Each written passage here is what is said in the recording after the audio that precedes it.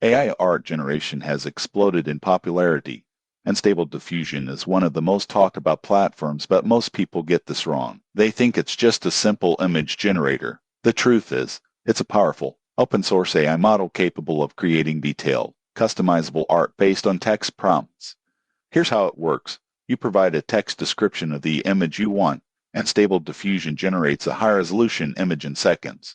You can customize parameters like style, color palette, and composition. For example, you could imp a futuristic cityscape at sunset with neon lights and get multiple unique renderings to choose from. A standout feature is versatility. Stable Diffusion supports inpainting, which lets you edit parts of an image, and outpainting, which extends images beyond the original canvas. It also integrates with tools like Photoshop or Blender for advanced workflows. Artists, designers, and marketers use it to create concept art, social media visuals, or even book covers. The downside is the learning curve.